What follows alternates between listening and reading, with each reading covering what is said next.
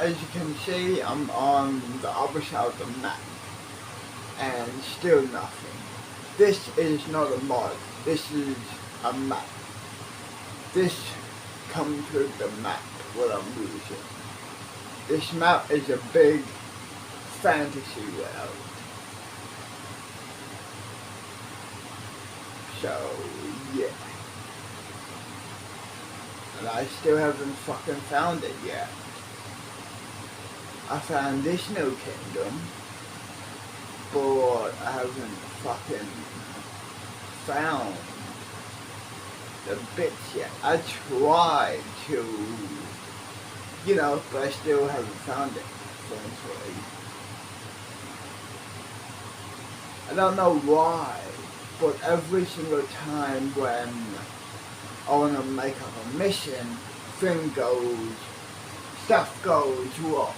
And every single time I find a perfect place, I can't find it anymore. I don't know why that happened.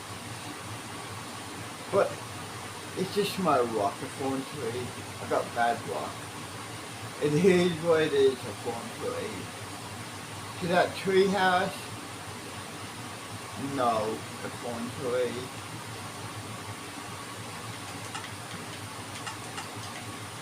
Kill myself again. Give it a minute, I should be dead soon. No, okay, let's do it again, I guess.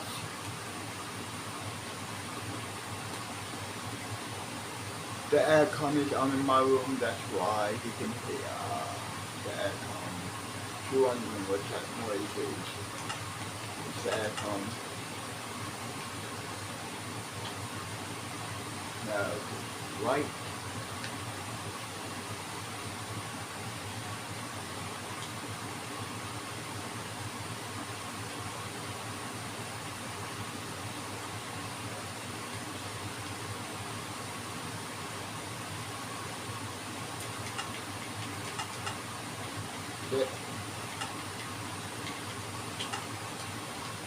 There we go. About time. Respawning.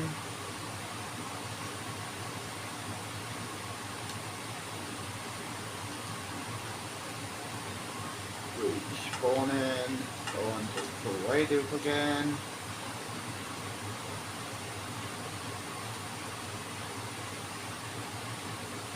No, I don't spawn exactly at my house.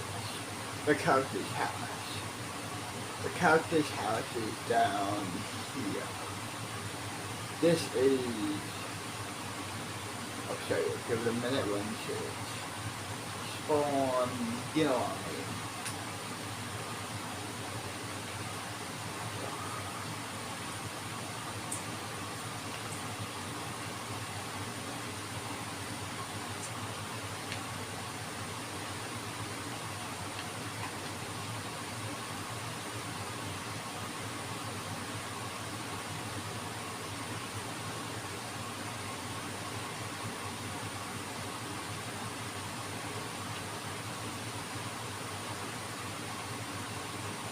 Here we are.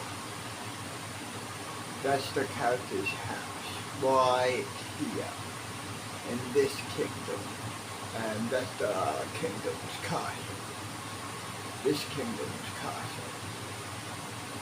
So yeah, as you can tell, I went all the way over, and still fucking nothing. And I even tried to look for another tree house as well. It's like I said. If I couldn't find the original tree house, I would try to find, but nothing whatsoever. I'm gonna give it one more go. If not, it is what it is. Human male, I'm cut lucky and out, posing but figure. I'm still fucking Muscular looking. physique evident even beneath his dark, high-tech armor. Its glowing indicators casting an otherworldly aura. Rock. His sharp blue eyes scanned the starscape, searching for anything out of the ordinary. Come on, universe, give me a challenge. I'll see you thought, soon, a hopefully. predatory grin tugging at his lip. You know what? I'm just gonna join a normal map and just say it's been 10 years in this world and apocalypse, no, not apocalypse happened, but some sort of calamity happened in this world. Now they're back in the Stone Age. There's only these buildings here. No kingdoms, you know what I mean. So yeah, I mean, as you can tell, it's just taking too long. And hopefully, I'll find it. So yeah, I'll see you when I'm in the normal world. And hopefully I can do Slash and game mode as well. That's also another reason why I just want to get rid of this world and go, you know what I mean. So, I'll see you then. And yes, it let me do this, as you can tell. Gang gang. It let me do this, yo.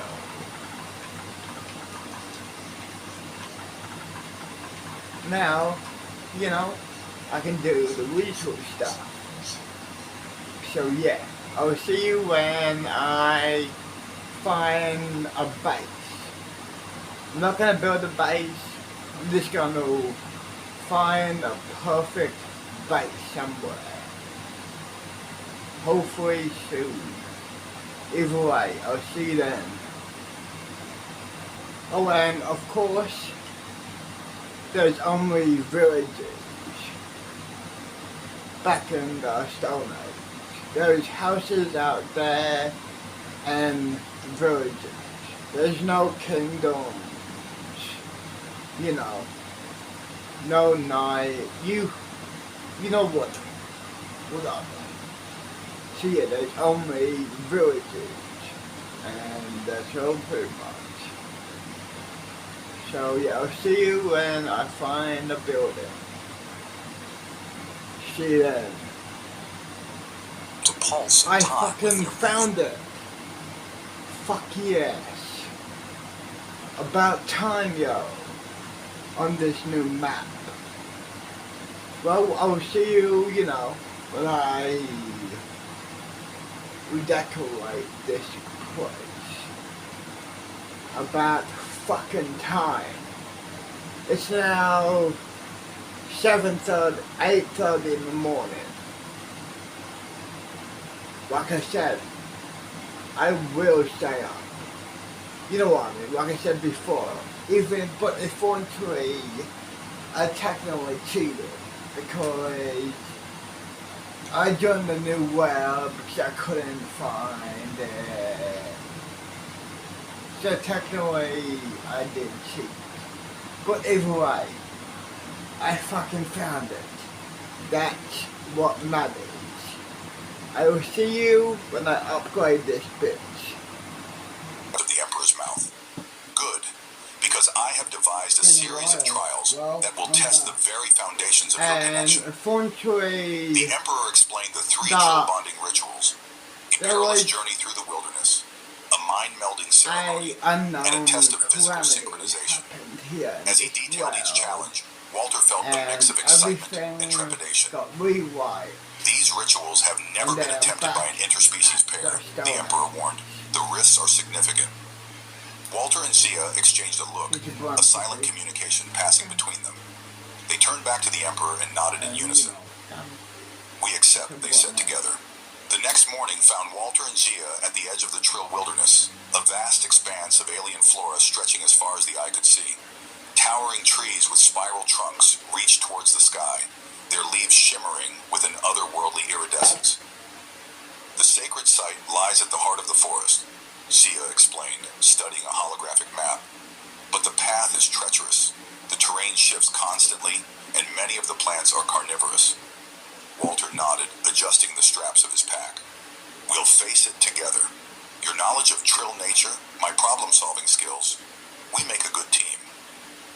As they set off into the wilderness, the challenges began almost immediately.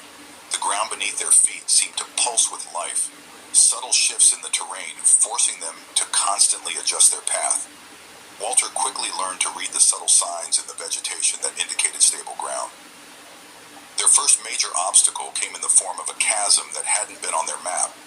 The gap was too wide to jump, and the sides too sheer to climb down and up again. The forest is testing us, Zia said, her eyes scanning the area. Walter noticed a cluster of vines hanging from a nearby tree. He gave them an experimental tug, finding them surprisingly strong. Xia, how good are you at swinging? Working together, they fashioned a rudimentary rope swing. Xia went first, her athletic grace carrying her smoothly across the chasm. Walter followed, his heart pounding as he launched himself into open air.